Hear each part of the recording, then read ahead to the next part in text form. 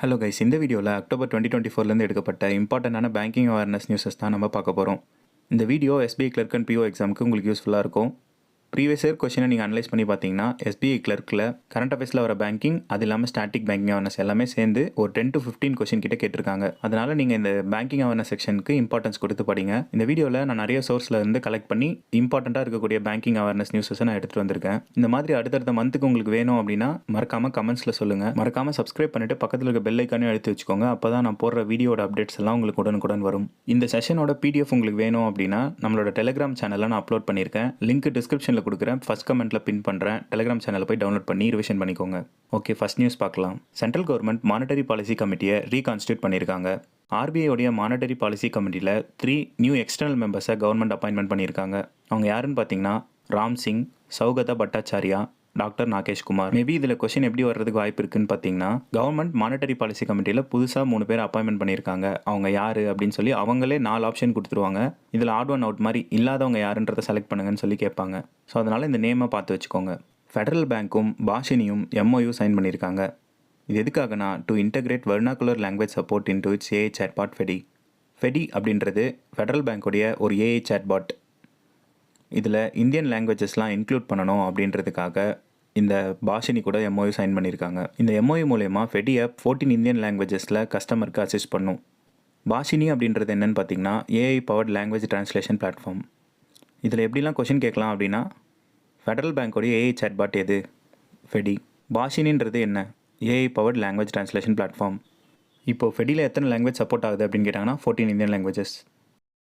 ஹிமாச்சல் பிரதேசத்துடைய டூரிசம் டெவலப்மெண்ட்காக Asian Development Bank $162 million loan அமௌண்ட்டை அப்ரூவ் பண்ணியிருக்காங்க. எல்ஐசி பேங்க் ஆஃப் மகாராஷ்டிராவில் அவங்களுடைய ஸ்டேக்கை இன்க்ரீஸ் பண்ணியிருக்காங்க த்ரூ குவாலிஃபைட் இன்ஸ்டிடியூஷனல் பிளேஸ்மெண்ட் மூலயமா. முன்னாடி 4.05% இருந்தது, இப்போ 7.10% இன்க்ரீஸ் பண்ணியிருக்காங்க. ஆர்பிஐ உடைய டெபுட்டி கவர்னரான ராஜேஸ்வர் ராவ் அவர்களுக்கு கவர்மெண்ட் இன்னும் 1 இயர் எக்ஸ்டென்ஷன் கொடுத்துருக்காங்க. SEBI new asset class and liberalises mutual fund light frame ஒர்க்கை இன்ட்ரடியூஸ் பண்ணியிருக்காங்க.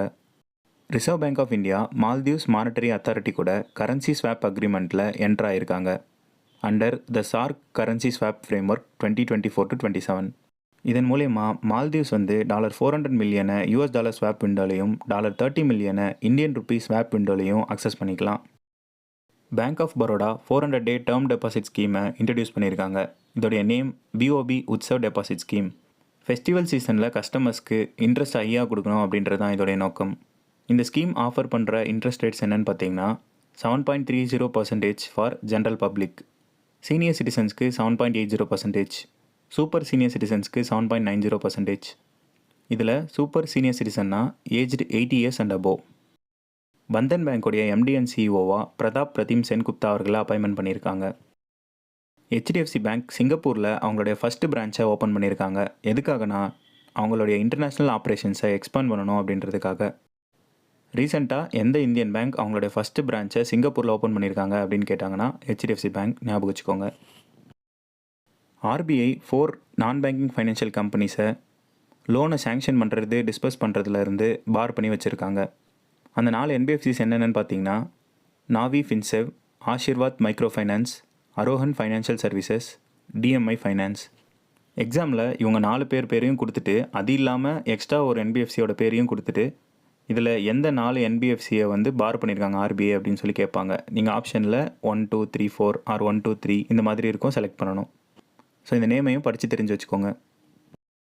குளோபல் இண்டெக்ஸ் ப்ரொவைடரான FTSE ரசல் இந்தியாவோட சாவரின் பாண்ட்ஸை அவங்களோட எமர்ஜிங் மார்க்கெட்ஸ் கவர்மெண்ட் பாண்டில் இன்க்ளூட் பண்ணுறோம் அப்படின்னு சொல்லியிருக்காங்க. எப்போனா ஸ்டார்டிங் செப்டம்பர் 2025. FTSEயோடைய வேர்ல்டு கவர்மெண்ட் பாண்ட் இண்டெக்ஸில் சவுத் கொரியன் கவர்மெண்ட் பாண்டையும் ஆட் பண்ண போகிறாங்க. எப்போ இருந்துன்னா November 2025 Freo the digital finance application IRDA கிட்ட இருந்து கார்ப்பரேட் ஏஜென்ட் லைசன்ஸை வாங்கியிருக்காங்க. இதன் மூலயமா to offer a range of customised insurance product to its 25 million users. 31st annual best bank awards Washington DC USA நடந்தது. இதை கண்டக்ட் பண்ணது யாருன்னு பார்த்தீங்கன்னா குளோபல் ஃபைனான்ஸ் மேகசின். இதில் ஸ்டேட் பேங்க் ஆஃப் இந்தியாவுக்கு best bank in India for 2024 award கொடுத்துருக்காங்க.